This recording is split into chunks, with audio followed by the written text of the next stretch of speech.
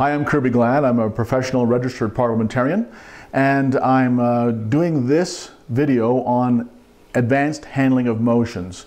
So these are some of the more unusual motions that you're most likely to come up against in a precinct meeting. From my experience of handling precinct meetings, these are probably the ones that you're going to encounter. You should also have watched the video on handling motions, which is kind of the basic process. I'm not going to repeat that, so I'm going to assume that you already know those steps. So at this point now, I'm just handling a business at my precinct meeting, and someone raises their hand and makes a motion. Yes? I move we limit the speeches to 1 minute. Okay, and there's a second in the back of the room. So it's been moved and seconded that we limit speeches to 1 minute, candidate speeches for 1 minute. Yes? I would like to propose that we amend that motion slightly so that the candidates have 2 minutes to speak. Okay, and there's a second to the amendment I see in the back of the room. Now, an amendment is a way of changing the motion that's on the floor. So you have a motion here, that's the main motion. Then you have an amendment here, and then the motion affects or changes, the amendment affects or changes the main motion. It's actually possible to have a secondary amendment. You don't see that very often. It can get a little confusing, but you can't go past that. You can't have 3 amendments, for example. You can have a primary amendment and a secondary amendment. Right now we're just going to deal with the primary amendment.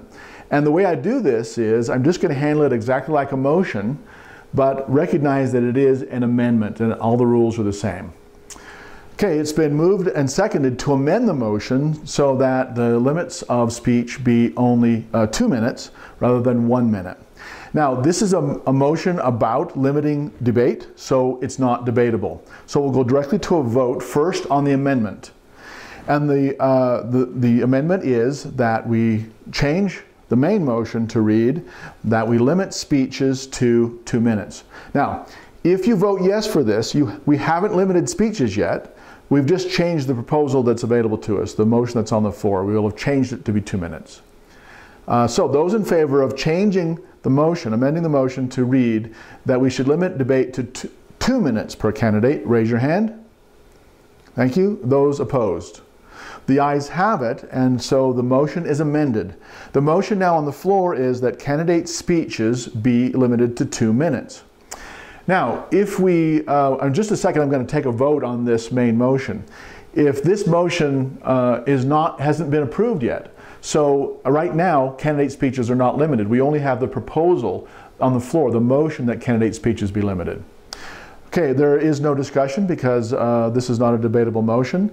The motion before us now is that candidate speeches be limited to 2 minutes. Those in favor, raise your hand. Those opposed, raise your hand. Okay, the ayes have it, the motion carries, and candidate speeches are now limited to 2 minutes. So you go through basically the same process of a motion, a second, stating the question, debate if it's debatable, putting the question and announcing the result. But you do that first for the amendment, then for the main motion itself. So now I'm back to my precinct meeting and I'm conducting business, and someone raises their hand and has a motion. I'd like to make a motion that we combine the secretary and the treasurer into one person. Okay, and there's a second in the back of the room. Now I'm going to state the motion. It's been moved and seconded that we combine the secretary and treasurer into one person. Is there any discussion? I move the previous question. Okay, the previous question has been moved. Is there a second? Second, okay. The previous question is simply specialized wording to indicate that we want to end debate. In fact, in this kind of a meeting, I'm going to state it as the chair to be a limit of debate. I'm going to say that it's been moved that we limit debate.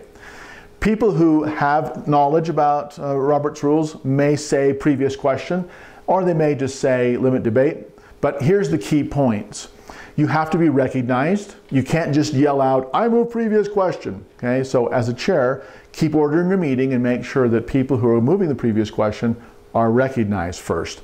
It's not allowed to do it while someone else is speaking. If Dennis was in the middle of giving his speech about why the secretary and treasurer should be combined, it is out of order to interrupt him by yelling out previous question. Now, you as a chair, you may need to exercise some discretion here. If it's obvious that no one wants to talk about it, then then go ahead and entertain the motion. But it's also okay if you say, well, let's just give people a minute first. You have to use some discretion sometimes, especially if someone's trying to railroad the meeting. You have to kind of stand up to that. In this case, I'll say it's been moved and seconded that we close debate on this question. So if we vote for this now, there'll be no more discussion. All those in favor of ending debate about combining the secretary and treasurer, raise your hand. Okay, and those opposed. Now, to close debate requires 2/3 motion, a 2/3 vote. And so, in fact, to limit any kind of debate or end debate always requires a 2/3 vote. So I look at it and I say, I see that 2/3 are in favor. Therefore, we have ended debate on this question and we'll move directly to taking a vote. Now, limiting debate also closes the motion for any amendments. Once you've had the previous question, you can no longer have any amendments to that main motion. So I'll go ahead and put the vote now. Okay, debate is now closed. The motion before us is whether we should combine the secretary and treasurer into the same office, same person. All those in favor, raise your hand. Thank you. Those opposed, raise your hand. The ayes have it, being there a majority. The motion passes and the secretary and treasurer are now combined into one office. Now, we're going to go ahead and proceed now to the election of the vice chair. So is there... Point of order? A point of order. So a point of order is a way that someone brings up a violation of the rules. This is where they think you're about to make a mistake or you have made a mistake as the chair. And anyone can interrupt you with a point of order. It's different than moving the previous question, because a point of order means that there's something going on right now that is against the rules and it needs to be fixed right now. So that is allowed to interrupt. So whenever someone says point of order, and again, don't let someone hijack your meeting through points of order. These caucus meetings are not meant for somebody with a good knowledge of the rules to be able to railroad the meeting. So keep it informal, but try to respect the process. So I see a man in the back. He's raised his hand and said point of order. And I'll say, yes, sir, please state your point of order. We should elect the president or elect the chair before you elect the vice chair. Your point of order is well taken. And we will now proceed to the election of the chair. So in this case, that gentleman had a legitimate point of order. He was right. I had just announced that we were going to elect the vice chair, when in fact the agenda says that we have to elect the chair before the vice chair. So he was exactly right, and so his point of order is well taken. Now, if he had said something stupid, like you're not allowed to have speeches, then, which is clearly again, not in keeping with the rule, I would have said, I'm sorry, your point of order is not well taken, or actually, I apologize, the point of order is not well taken. You shouldn't say you or yours, those kind of things, anything that's going to be too personal. That's a good point of order. But I would say the point of order is not well taken and explain why. I would say, well, according to the rules, this is how we do it, and so your point of order is not well taken. Then I would just continue on with our business. So the main things that you're going to encounter that are unusual about Robert's Rules of Order is the amendment process, because there are some things that you're going to have to decide as a precinct. You may want to have this case of combining. Some precincts will combine a delegate position with one of the officers, so that the people who are the delegates also are doing the work of the precinct. You may have amendments to those motions. You may have points of order, and you may have the previous question.